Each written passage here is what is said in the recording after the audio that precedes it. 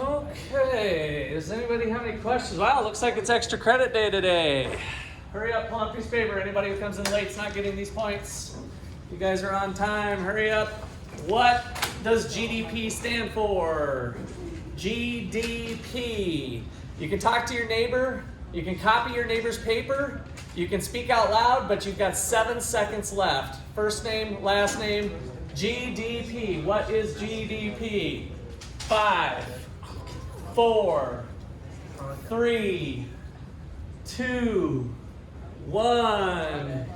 Close. I need all the papers in 10 seconds. 10, 9, 8, 7, 6, 5, 4, 3, 2, 1.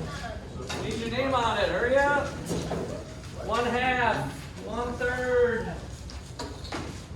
1/10, and 0. Okay. So, way to be on time. Those of you who got the extra credit today. Those of you who just missed out, maybe next time. All right. So we left off last time doing a whole bunch of numbers. And so you guys have a table in your notes from last time. If you weren't here last time, you should have watched the recording already and had the table of notes. So that's the way it rolls. If you guys missed class, you watch the recording and take notes, just like you were in class. So that's where we're going to pick up today. We were calculating three things really ultimately came out of Tuesday's stuff. So we created a new thing called nominal GDP. And then we had real GDP. And then we had the price level, which I kind of used this notation here, the price level. And then I guess the very last thing we ended on was inflation. So, what was so real about real GDP? What did we do to GDP? How did we manipulate it to make it real GDP? Ben? The base. The base year, yeah. We had the Kennedy base year to adjust and suck out the price effect, right? So we were really trying to separate out the quantity effect and the price effect. So nominal GDP is the sum of the dollar value of all final goods and services produced within the nation's boundaries over the course of the year. So we're simply saying the price of beer times the quantity of beer. So if the price of beer was $10 and the quantity of beer was 200, then it's 200 times 10 is $2,000 worth of beer, right? But then we're doing that for all the goods in society. And here's the thing, the price of beer doesn't give us happiness. Beer makes us happy, right? The quantity of beer. So we're trying to get the quantity figured out more so than the price, because GDP can go up in a given year when prices go up or when quantity goes up. And as we did in that example, it's really a mixture of both, right? Quantity's going up and prices going up. And so the table of numbers that we did allowed us to filter out the two effects. And so real GDP then has been adjusted for inflation. So GDP, and I gave you a little bit different definition. I think I did something, but another way to think about it is GDP that's been adjusted for inflation. We're feeling the effects of inflation now, and that's not making us very happy, right? So 4 gallons of gasoline will make you happy to help you get to where you want to be. What makes you happy is the 4 gallons of gasoline, not the fact that you spent $20 on the gasoline, right? So we're trying to get the quantity effect versus the price effect. All right, so the price level was our index number. So this was an index based on a base year, which was the Kennedy base year for us, which was 2004, or year number 4.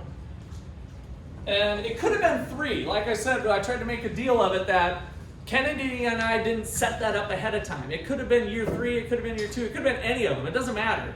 All we're trying to do is fix the prices in a given year so that we can calculate real GDP and compare how it changes over time. And so then finally, inflation was the rate of change of the price level. So inflation is an increase in the average level of prices.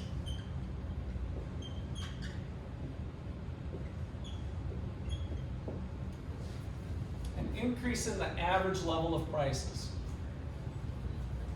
And so that one has a formula to it that we left off with last time. It was the new number minus the old number divided by the old number. And so we calculated the inflation. What did we get for the inflation for over the 2-year period? If you look at your table, what was the rate of inflation over, I think it was from year 4 to 6, if I remember right. 10%. 10%. It was the last thing we did. And we just took the price level number, the index number, and look at how that changed over time. Okay, so there's different types of price indices. And so the one we did, even though it was an example, was called the Gdp Deflator. So let's put up here types of price indexes or indices.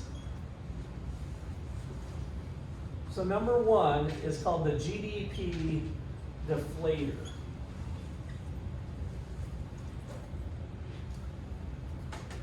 And the key thing here is that it uses all final goods and services.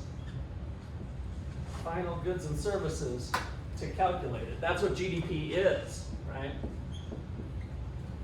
Uses all final goods and services to estimate inflation.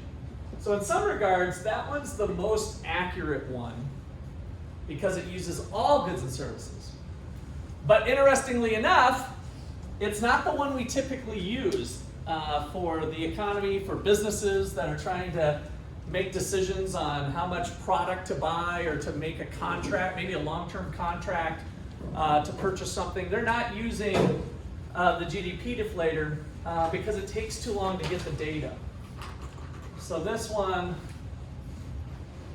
takes long time, usually 6 to 12 months, to get GDP data. That's a problem. I want to know what's inflation this month. I want to know what's going to happen in April. I want to know what's happening in March. This method, we're not going to figure out what the GDP deflator is, what's happening to inflation using this technique. We're not going to learn that number till like November, right? It's like November, I'm dead then, right? That's such a many moons from now, I don't care November telling me what it is. That doesn't help me make decisions today. If I'm a business person, I want to make decisions today, right? And so the one that we use the most is the one that you've probably heard about that we mentioned Tuesday, and that is the Consumer Price Index. So number 2, the most popular, is the Consumer Price Index, the CPI.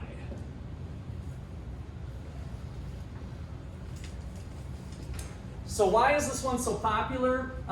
It's estimated monthly. It's derived, it's calculated monthly. So it's calculated monthly. Calculated monthly.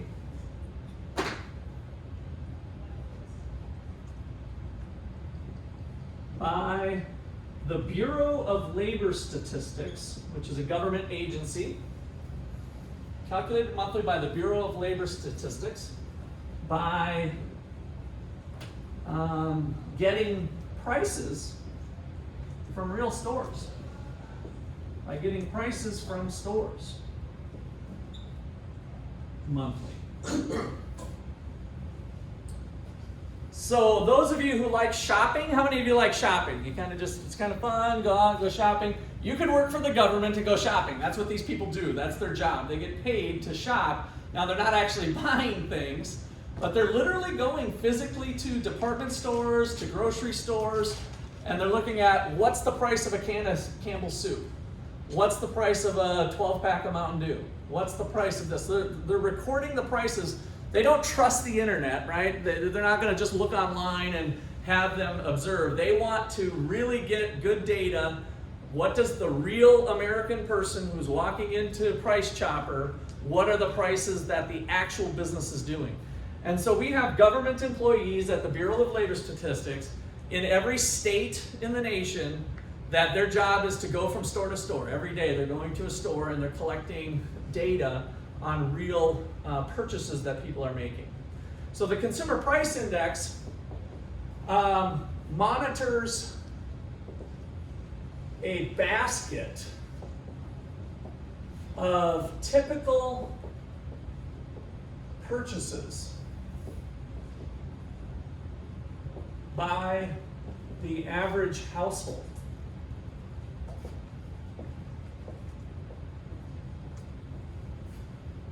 So each time they're going to be shopping for the same items month after month. That can of Campbell's soup is in the basket. There is 80,000 items in the basket. So 80,000 goods and services in the basket. So they're catching a lot of goods. That's a big shopping cart. And just to give you kind of a quick breakdown of roughly how it shakes out, consumer preferences change over time. Most of our stuff is in housing, so they're going to be looking at rental rates. So 42% of the basket, 42% of the basket is housing.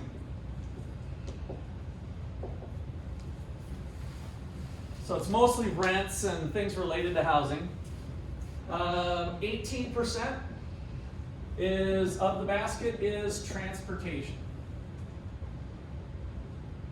If you start thinking about this, you're like, oh yeah, that makes sense, right? We have a house. A house is usually the most important, biggest part of our budget. And then we spend a lot of money on our cars. Gasoline's going up in price, right? All of that stuff. So 18% of our shopping cart, 18% of the items has transportation. 15% is food and beverage, so we need food. Food and beverage. So there's our beer. Beer and soda and all food and beverage makes up 15% of our budget. And then we got medical care at 6%. So that's kind of important. Healthcare, what's happening with the average healthcare spending, and does it cost, what does it cost to go to the doctor and get checked out, whether you got COVID or not maybe, or whatever. And then 5% I'm sorry, 6% is all recreation. So recreation, going to the park, going to the theme park, so they probably got the latest theme park prices. And then education and communication, I'll probably just end with that one, and then there's a couple little miscellaneous, but 5% on education and communication. Education and communication. So your cell phone bill would fall into there. If you're currently $40 a month and now it's $43 a month.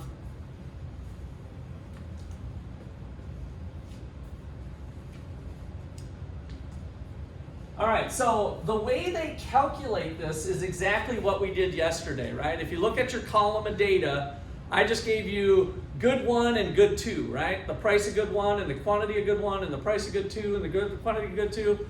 Well, this thing is just 80,000 of those arguments, right? So we did two arguments, good one and good two. They do that same thing for 80,000 of those things. And then the table looks the same. It's a big number that is calculated. Okay, questions or comments there? We got one last one to mention that the book goes over, and that's called the chained CPI.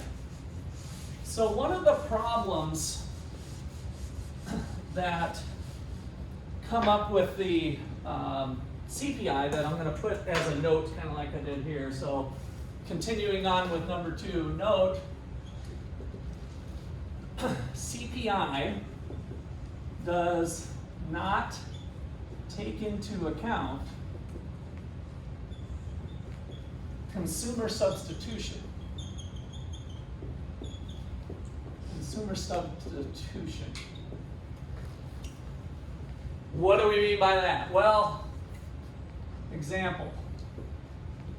Let's assume that the basket has 3 chicken and 4 pork. So our shopping basket has 3 pounds of chicken and 4 pounds of pork.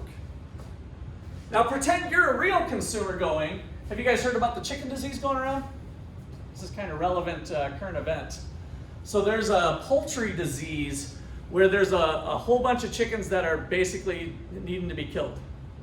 And so from our supply and demand analysis that we did in chapter 3, if half the chickens, and I'm making that up, I can't remember what percentage, but if half the chickens have to be killed because of this disease, what's going to happen to chicken at the grocery store? Chicken prices. They're going up. And they've already gone up, by the way. So chicken prices are going up. The supply is reduced. So if we do our supply demand analysis, it gets reduced. So if chicken was at $2 a pound and now it goes to $6 a pound, what might you do in terms of your real shopping cart? Suppose you put 3 chickens and 4 pork normally when it was $2 a pound, and let's say pork was $3 a pound, and pork is now staying at $3 a pound, so let's say pork didn't change. What would you do with your real life shopping cart if chicken tripled in price? Buy more pork, right? So your real world shopping cart might change. Maybe you still want some chicken, you got a favorite chicken dish, but maybe you buy 1 chicken and then you buy the other white meat here, 6 pork. And so you change your shopping cart because prices changed. Well, the CPI doesn't account for that. The basket stays fixed for a long period of time, and so it doesn't recognize that substitution. So in other words, when the price of chicken doubles, the effect of chicken prices on you is actually less than what the CPI is reporting, because you no longer buy 3 chicken and 4 pork. You're going to buy 1 chicken and 6 pork, right? So the amount of money you're spending reflects a substitution of one good for the other, and the CPI doesn't do that. Okay, so note CPI does not take into account consumer substitution. And that brings us to number 3. Number 3 is the chained CPI. Chain weighted or chained CPI. And the key is that this does take into account substitution. Takes into account substitution by changing the basket.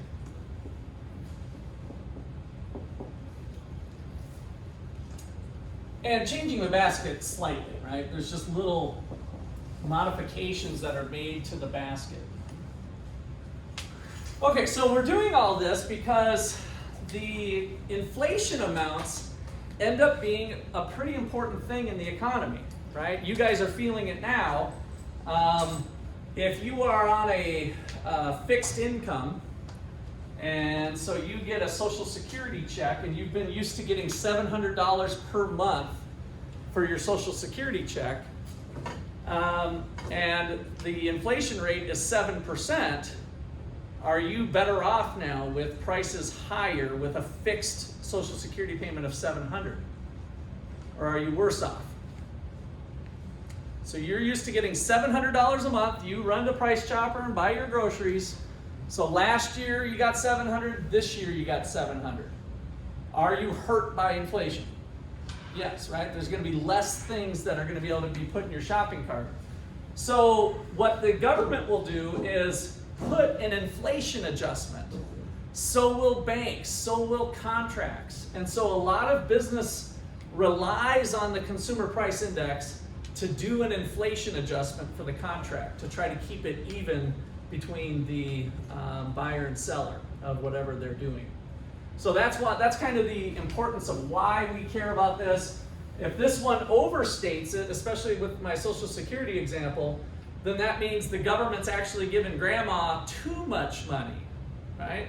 So think about this. If the consumer price adjustment comes out to be 7%, but grandma actually changes her shopping cart around, then really it should have only been 6%.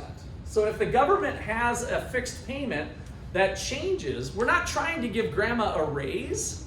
We're not trying to make her better off. We're just trying to keep her even with inflation.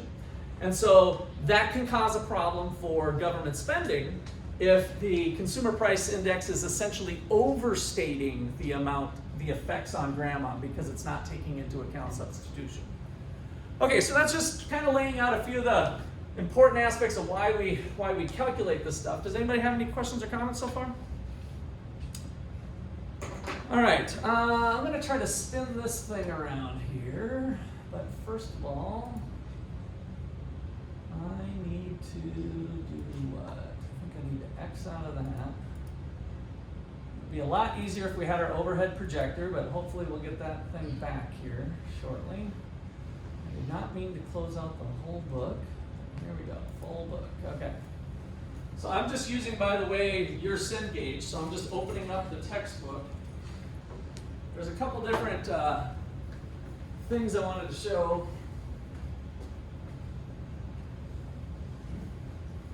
As it relates to inflation that were kind of cool from your book.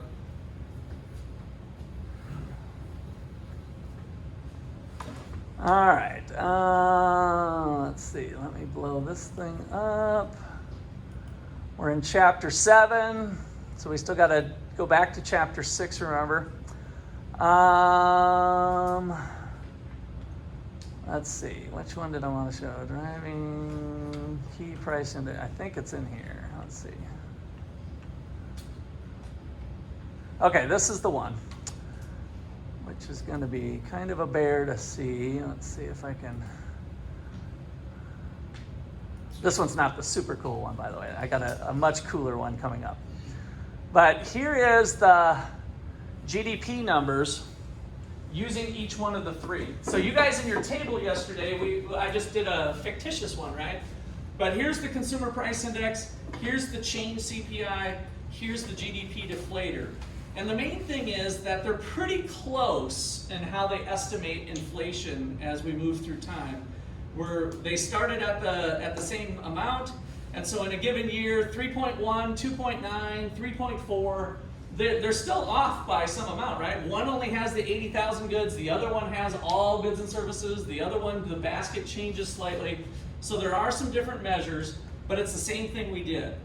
So how do we calculate inflation? So if you take here 133 minus 130 divided by 130, just like we did yesterday, 133 minus 130 divided by 130 gives you the 2.1%. That's all inflation is the rate of change of those prices from one year to the next. So right now, inflation's been running 7.5%. And so if we look at data, if I had my thing, I'd probably pull up more recent data.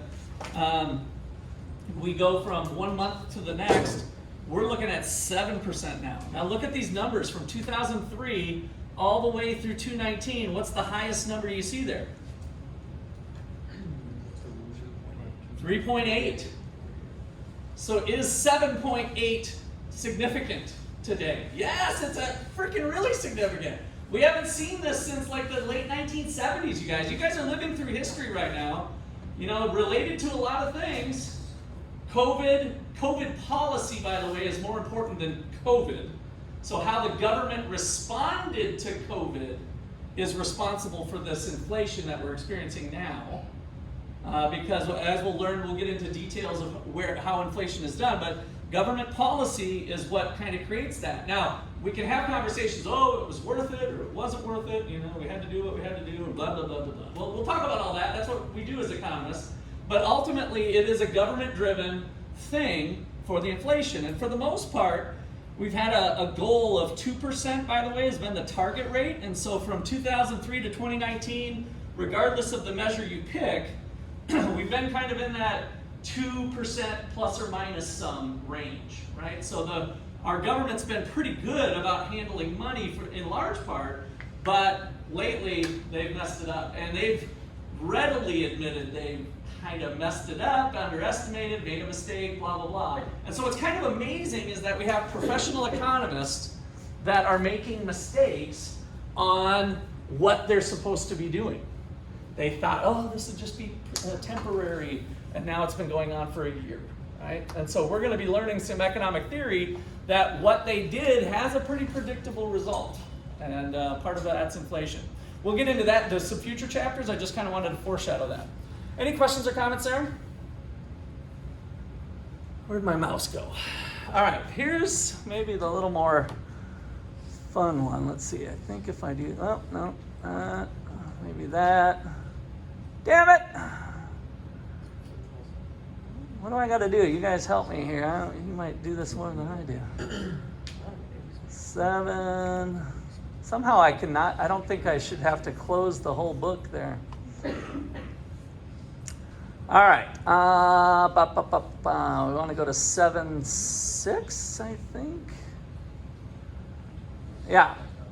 So another way that we can measure GDP, or not GDP, purchasing power, is in terms of the amount of work that we do. So this thing's kind of cool. Check this out. The cost of products to an average worker in minutes or hours of work. So back in 1919, right? 1919. I'm going way back. Instead of talking about the cost of things in terms of dollars, because a carton of eggs was probably 3 cents or something, right? And it's like, it's kind of hard to even estimate. How much time did somebody have to work to buy a dozen eggs? And back in that day, it was 80 minutes of work.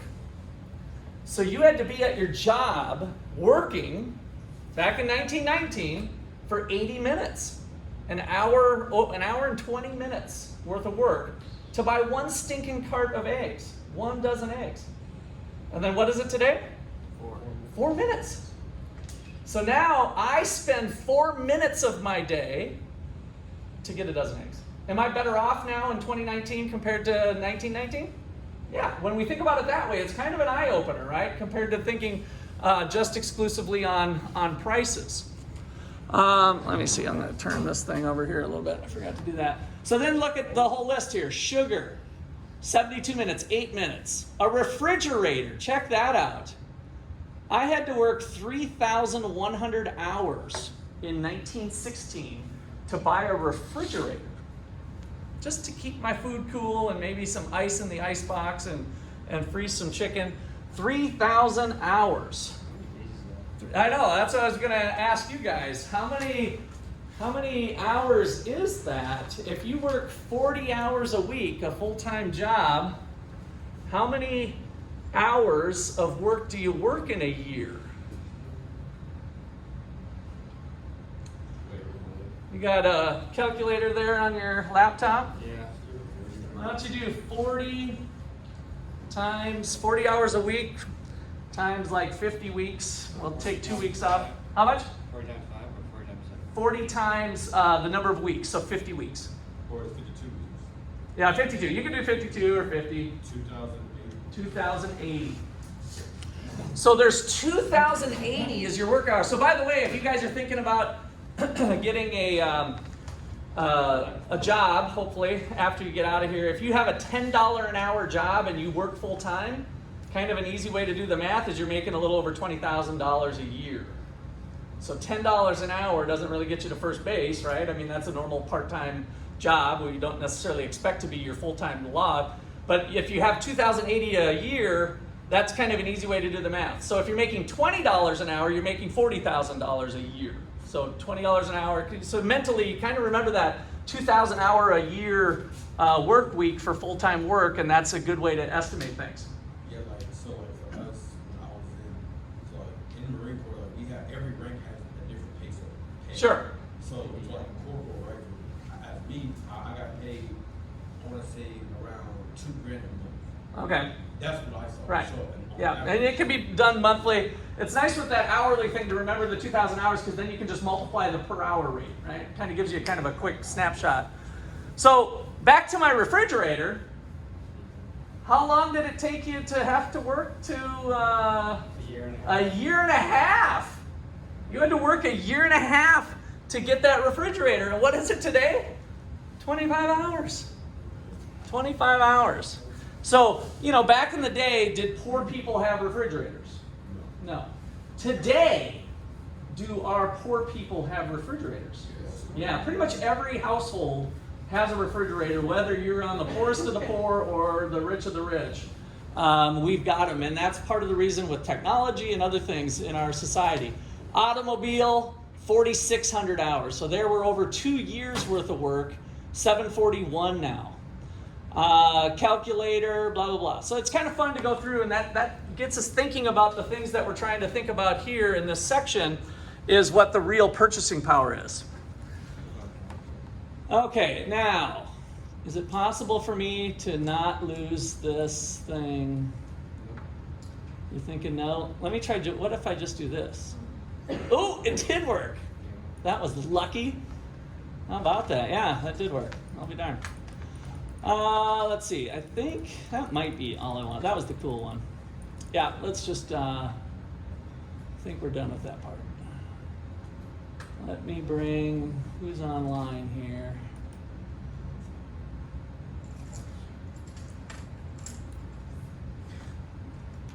Why can't I get that? Oh, is this it? No. Whatever. Okay. I just wanted to be able to see that. There, now you can see the whole class. Whoever else Sharp is. Oh, that's Luke.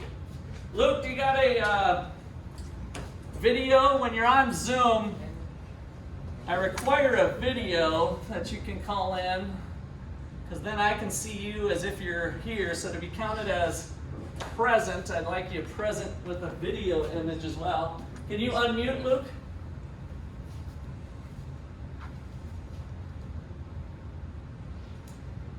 Yeah, I'm here. There we go. Yeah. Can you put your video on? Yeah, I got you. All right, cool. Thanks. All right, so let's go back to the board now. Okay, let's see here. That's that. Oh, we got to talk about economic growth. Okay. There's another piece of this puzzle here.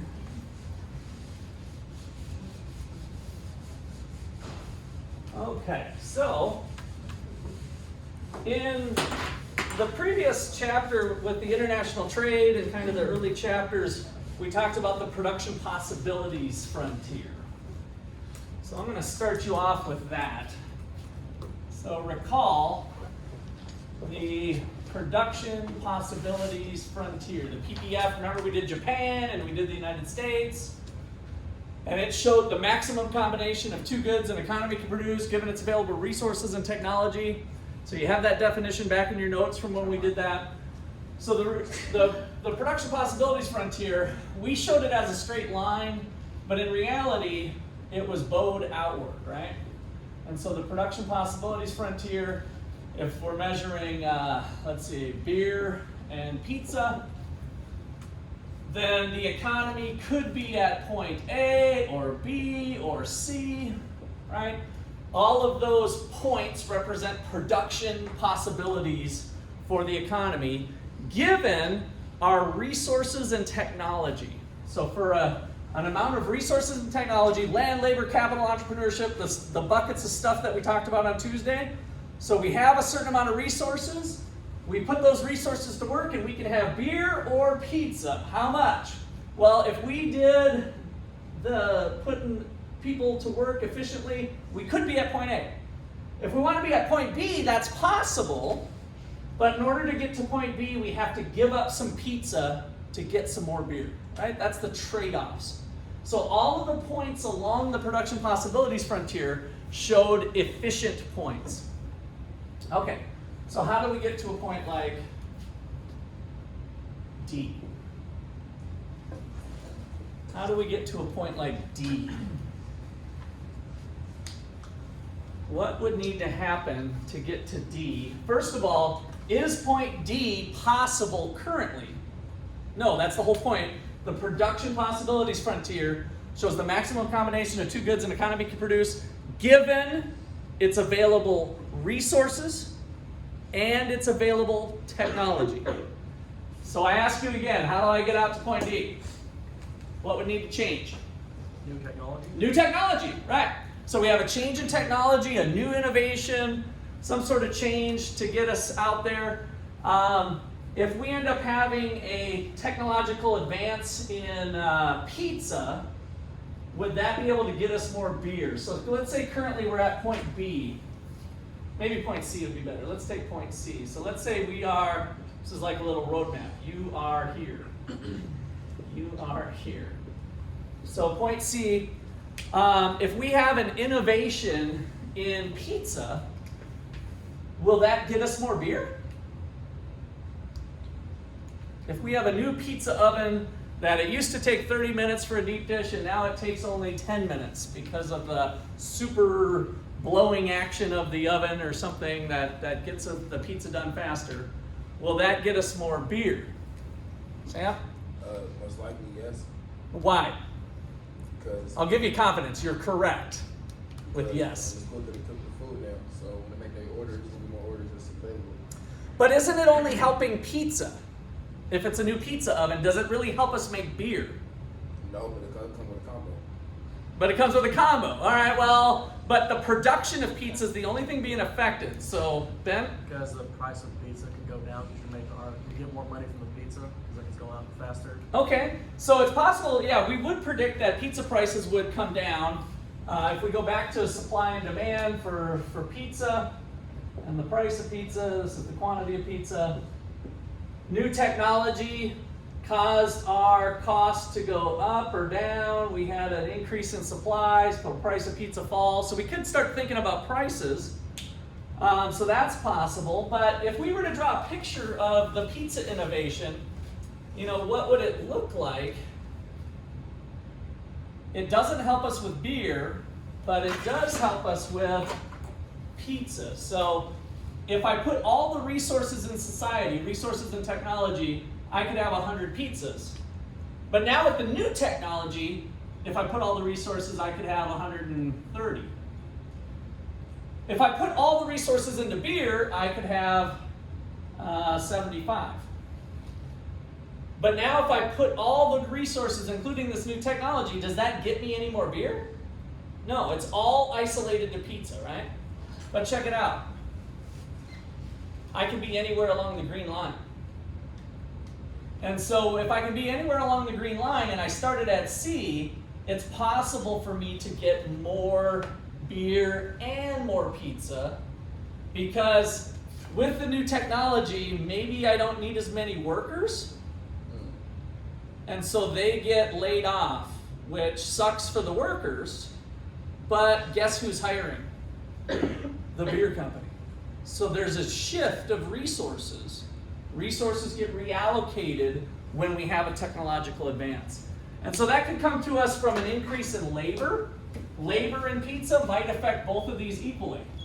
And so maybe the production possibilities frontier shifts out to the red one with an increase in labor. So this is economic growth. The reason I wanted to kind of nurse that along with you is I really want you to have that in your noggin nice and tight, right? So economic growth, an economy growing, means we all have more beer and pizza.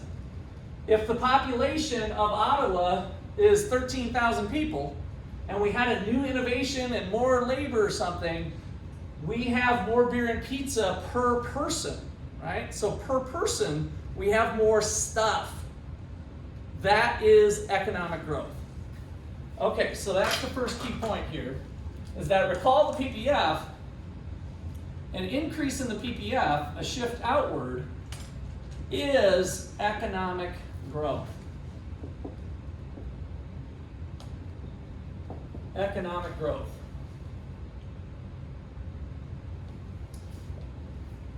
More beer and pizza quantities. We brought some prices into the discussion, but this model has no prices. We're just talking about resources being converted into beer and pizza. So we have more beer and more pizza quantities. Now, tying it back to this chapter, which of our macroeconomic variables that I listed on the board to start off lecture today reflects economic growth? Which one do we want to look at to see if the United States is actually experiencing economic growth the way this model talks about it? Which variable? Look at that list from when we started off class today. I listed them right here. 1, 2, 3, 4. I can't remember if we had 5 or 4. Which on that list is the macroeconomic variable that captures this concept? Look at the definitions I gave you. Think about what they are. Which one of those? We had nominal GDP, real GDP, the price level, inflation. Which one is the one that's reflecting economic growth? Which one do we need to target in on? Sam says inflation.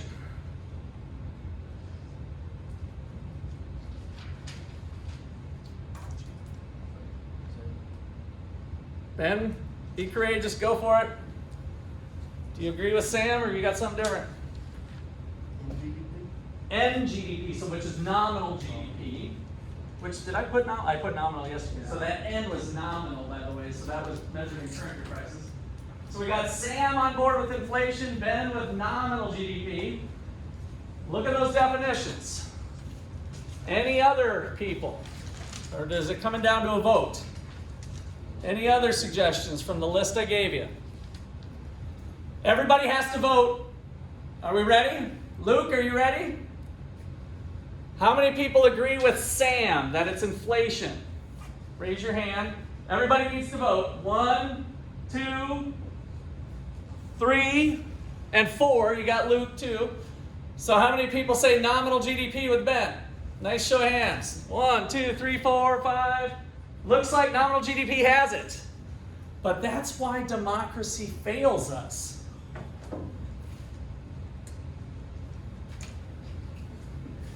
What? Sam, give me a number between 3 and 6. 5. 1, 2, 3, 4, 5. Michael Paul, let me see your list from earlier at beginning class. All right, what do you got here? So we got base year adjusted for inflation for real GDP, index number. So Sam said inflation, Ben said nominal GDP. None of those are right. What about from the previous, let's go to the previous day. Let's go to the previous day. What does real GDP focus on? Grand total income of the world, right? Well, it can be the world, but it can be each individual country too. And it can even be the state of Kansas. We can measure GDP for the state of Kansas. Dollar value, that's our GDP definition, the dollar value of all final goods and services. What was real GDP from Tuesday? I think I gave you a definition. Look for real GDP.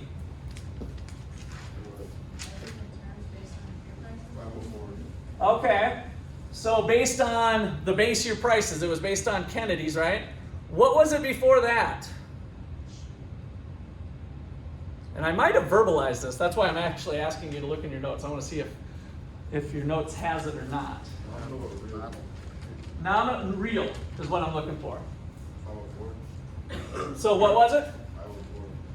504. Oh, you're talking about the actual number. I'm looking for the definition. So before we did the table even, before we did the table, real GDP, what's so real about real GDP? Are we focusing in on the quantities or the prices? Price.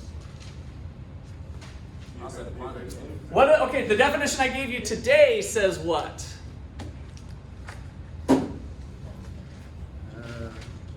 adjusted for inflation. Adjusts for inflation. And focuses on, you don't have this in your notes. If GDP is this equation, a combination of prices and quantities, this is nominal GDP, but when we use the Kennedy base year, we basically adjust it for inflation, right?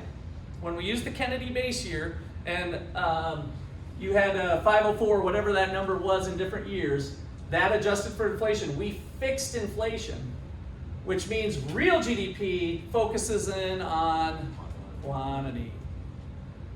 So quantity is the focus of real GDP. In other words, it is the thing we're going to use, just like we did here. I want more beer and pizza. Real GDP reflects the economy having more beer and pizza. Now really it's more goods and services of everything, right? Because we're talking GDP, all final goods and services. So more of the quantity. All right, so focuses in on quantity. And so economic growth is the percentage change in real GDP, which is the quantities. So our formula then would be real GDP from year, let's go ahead and we'll do one for, so that we got this down. Real GDP from year 6 minus real GDP from year 5 divided by real GDP from year 5. So what was your economic growth for year 6? So we're calculating economic growth for year 6. And so new number minus the old number divided by the old number. So this on your table. And now I want you guys to go ahead and a couple of you with some laptops just pull out the number here. What was, and you guys can tell me what the numbers are. What was real GDP for year 6 from the table? Nice and loud? 1.1. Would have been bigger than that. Real GDP. No, real GDP. 20 trillion. 538. Okay, 20 trillion is the number that we just want in general for the United States. So I'm going off my example that we did in class on Tuesday. Go ahead. 548. 548. And then what was it for year 5? 496. 496? Yeah. All right, there we go.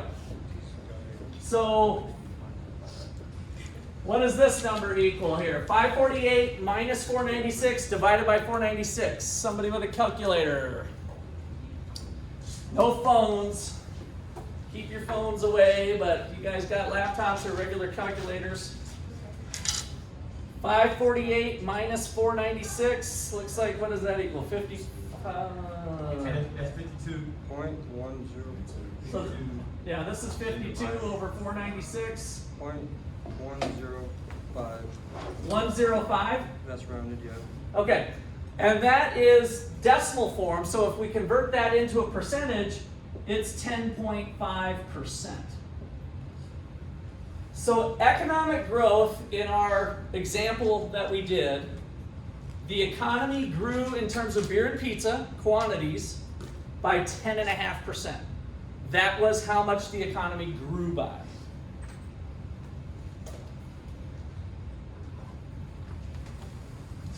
Now, nominal economic growth can be calculated too, but it has the price effect and the quantity effect in it. So what was the percentage change in nominal GDP?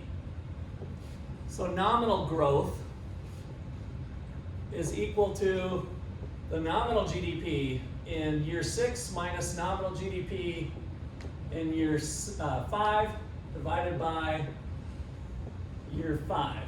What does that number get from your, and go ahead and give me the numbers, I'll plug them in here. For year 6, 604. 604, 475. 475 over 475 Yep. gives us how much growth?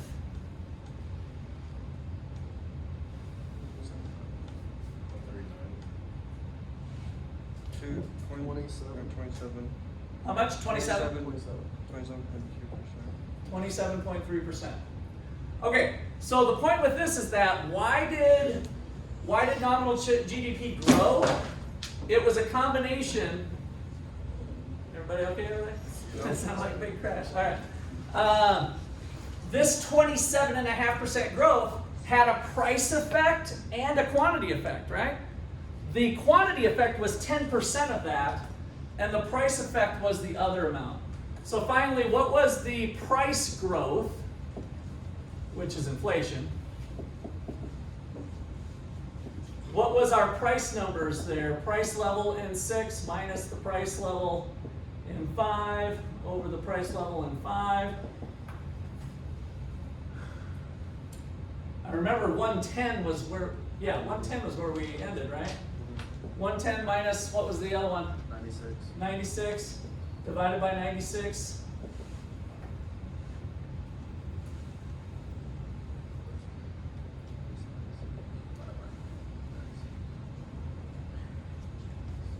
Or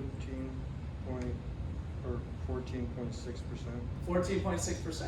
Now check it out. This doesn't perfectly add up because there's a little bit of rounding error, but we basically dissected the 27% into its two parts, the quantity effect and the price effect. So that's what this whole chapter does, is helps us identify the things that we care about, which is the quantities, and be able to handle this price effect. Okay, any questions or comments on that then? We are cooking right along. So another statistic that we'll put up at this point is per capita GDP. And this will kind of help as we look back at the chapter before. I'm just going to write it right here, I guess. Yeah, this is good. Okay, so let's pose this as a question. What is income per person? With the question mark. What is income per person in the United States? No, in the United States. So what we're learning in this chapter is that GDP is the income per person, right? And if we're thinking about trying to compare it from year to year, then we should use real GDP as our measure to see if people are made better off. When we looked at the minutes being calculated, that's what we're effectively doing, right? Where people aren't necessarily better off if prices have just gone up. So when we think about how well people are doing in the United States or any other country, we'll often use real GDP per person, which is called per capita real GDP.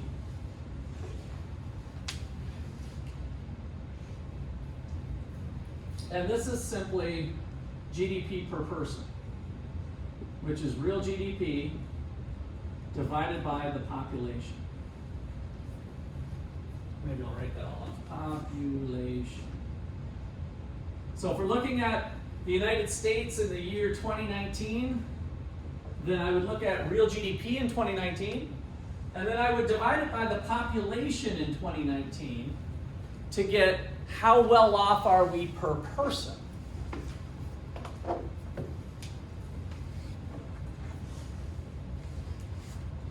So, what happens with the population growth?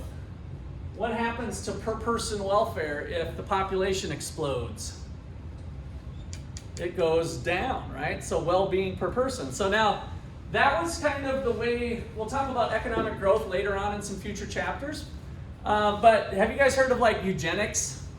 Like where they're like, oh, I know how to make society better off, let's kill off a bunch of people, right?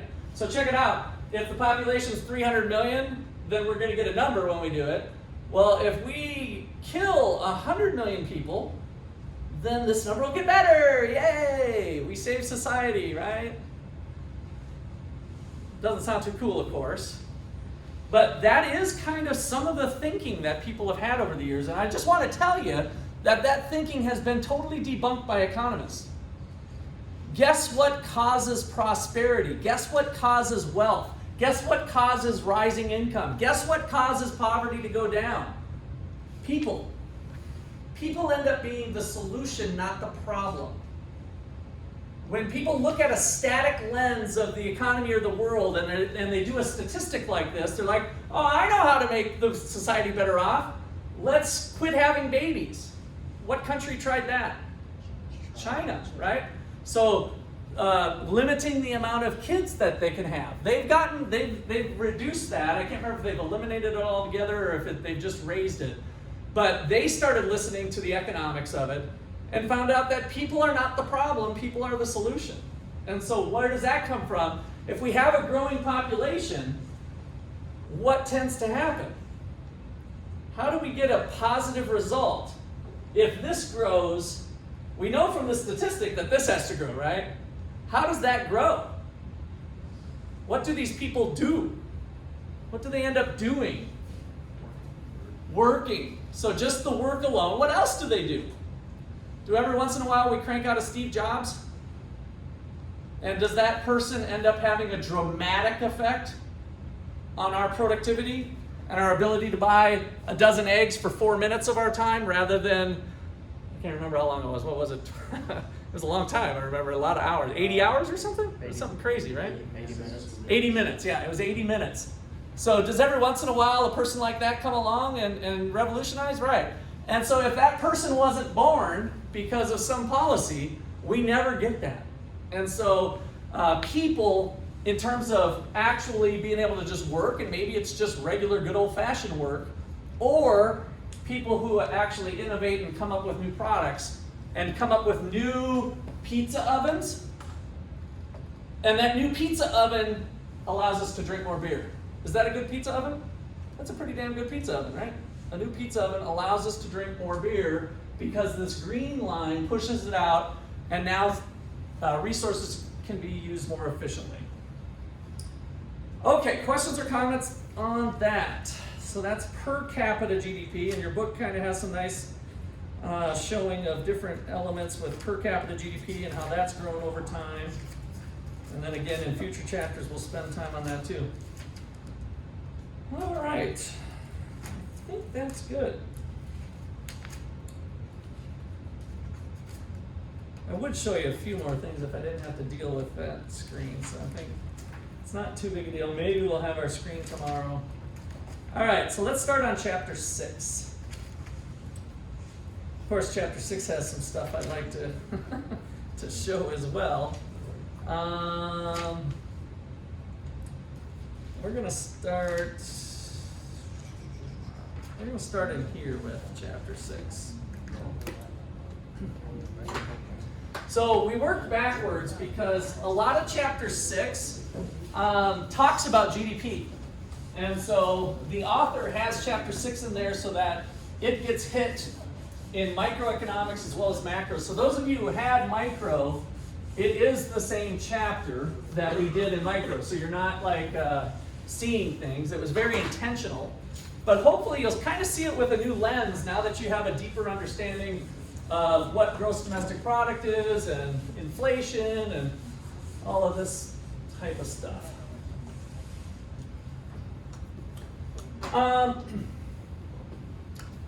Just thought of something else. Maybe before we do, I'll kind of roll into this anyway.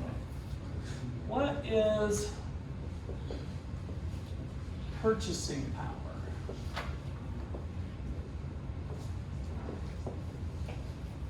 When I say purchasing power, what comes to mind? Not even knowing what the definition is. I'm not looking for anything like that. Just your gut feeling, no wrong answers. Purchasing power. The government, okay? How about for you personally? What would purchasing power mean to you? I have purchasing power. What do you have? Okay. Hold on, let me go to Jay first. Okay, free to buy whatever. Yeah, that's a good way to look at it. You want to add to that same thing? Okay, anybody else? So purchasing power is your ability to buy goods and services. What drives that? What drives your ability to buy stuff? Money, your income, right? Or money that you have in your account. So that's what I want to think about here is the purchasing power of your wage. So suppose you make $40,000 per year. And you are excited to get a raise after working for 3 years at your company.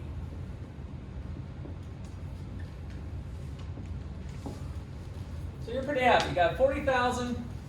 You're making 40,000. Your boss comes in and is going to lay a raise on you. So you get a $2,000 raise. So your raise for 2022 is $2,000.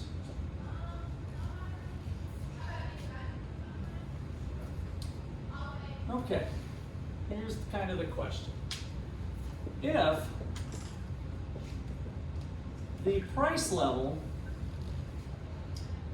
in 2019 was 100 and is a price level in 22 of 112. Are you still happy?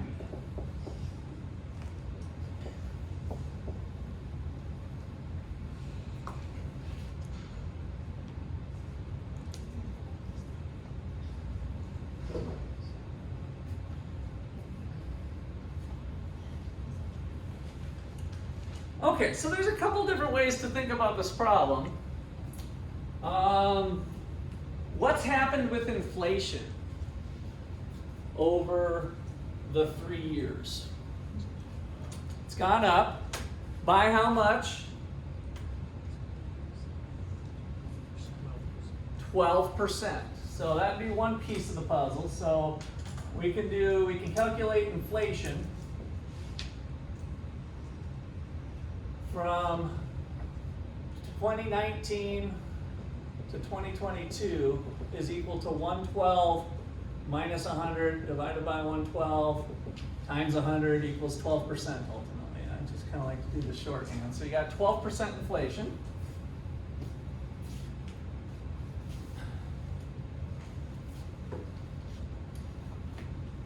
So, how's your raise doing? Are you happy? What did we get for a pay bump? 2,000, but I want to think about that in relationship to inflation.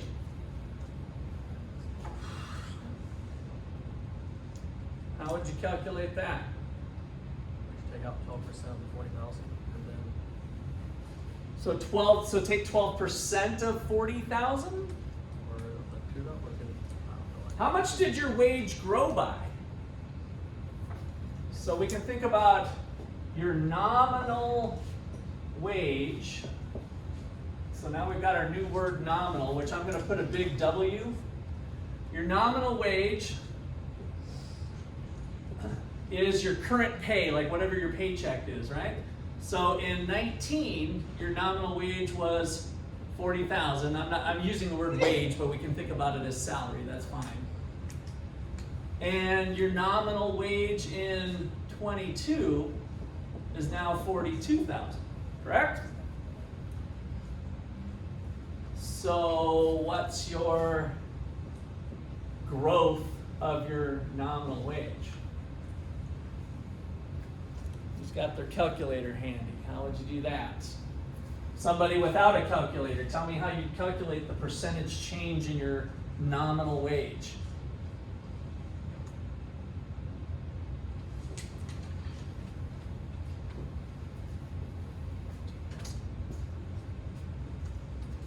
How would you calculate? You guys got to know this stuff here. Let's take the percentage change in a variable x from math class from many moons ago. How do you calculate the percentage change of a variable x? Where did we leave off with our number generator? Was that with Michael Paul? What was our number? 5? 1, 2, 3, 4, 5. Janaya, you're our lucky contestant. Let's start with x. Unless you want to answer this one, I don't care. What's the percentage change? Just tell me how you do it, not necessarily, I'm not looking for a number. Just tell me how you do it. Okay, we got the old. You want to start with the old? I'm just going to write what you say. The new, okay, all right. So the new number.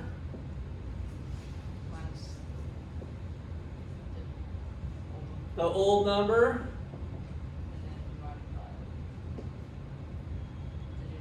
By the new number. The old one, good guess, because it's the only other choice.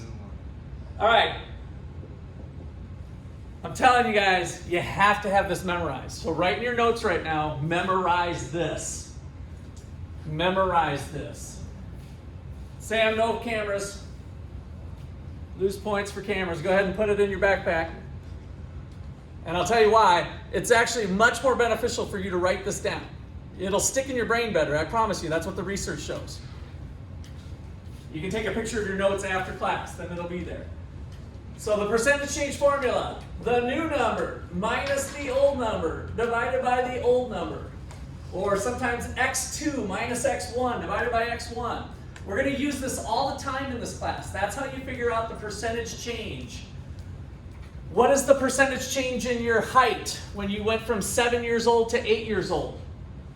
You used to be 4'2" and now you're 4'7". 4'7" minus 4'2" divided by 4'2". That's your percentage rate of growth. You use it all the time, so memorize it for life, not just for the class, not just for this test. This is life stuff here. Percentage change in variable x, new number minus old number divided by old number. So just burn that in there, because now you're going to do it every time. So now with our new wage, what's our new wage? Nice and loud, everybody.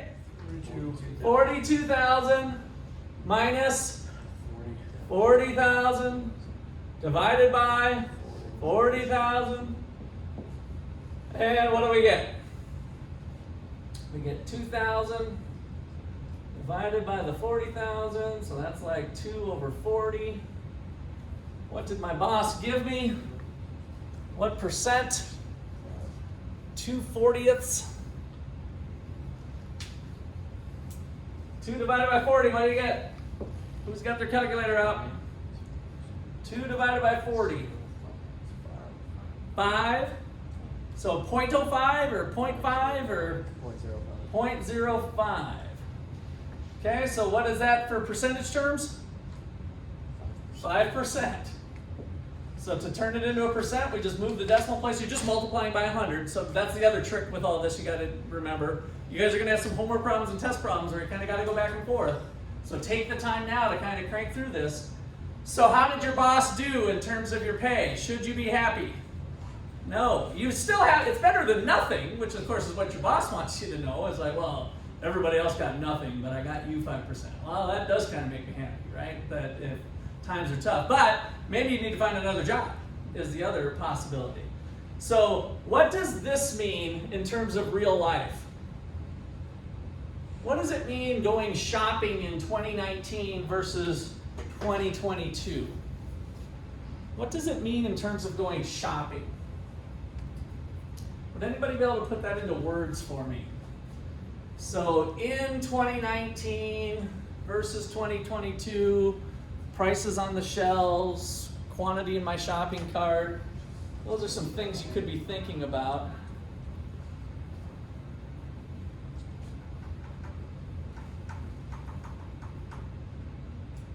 So I think you guys are getting this idea of purchasing power, right? But for this class, for economics class, you got to go beyond the gut. Your gut feeling was, I know what purchasing power, my money doesn't go as far, right? But in economics, you have to calculate it. How much further is it going, right? What is that quantity? So we've done part of that here. How much have you fallen behind over the last 3 years? 7%, right? So prices went up 12%. My boss gave me 5% raise.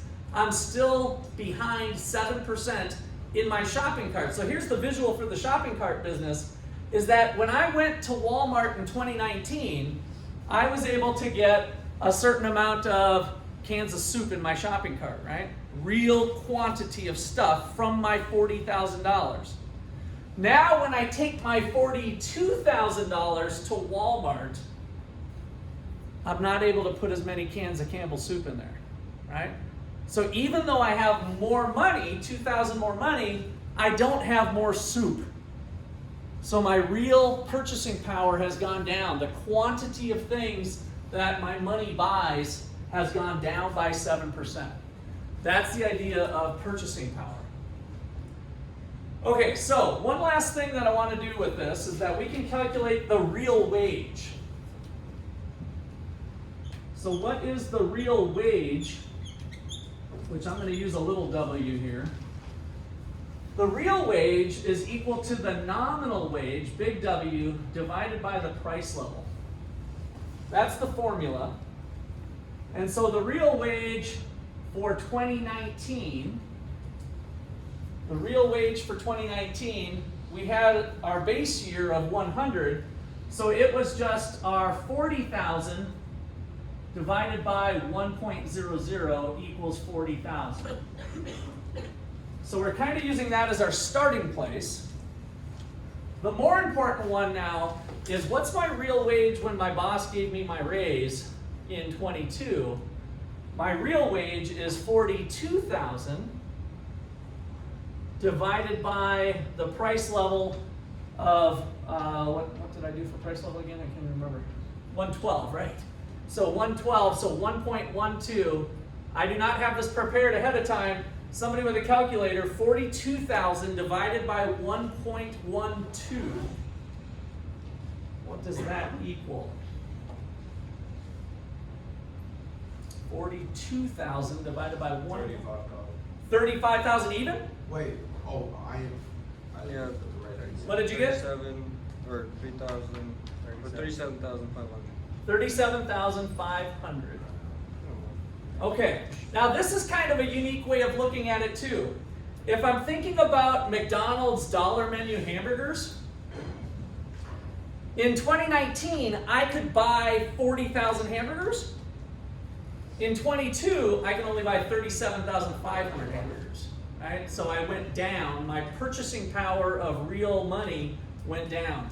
So this is kind of the three different ways and interpretations of using inflation and real quantities to help have you better economic reasoning. Okay, any last questions or comments there? Perfect, we'll wrap up tomorrow. Look at that, oh wow, you're getting out early today.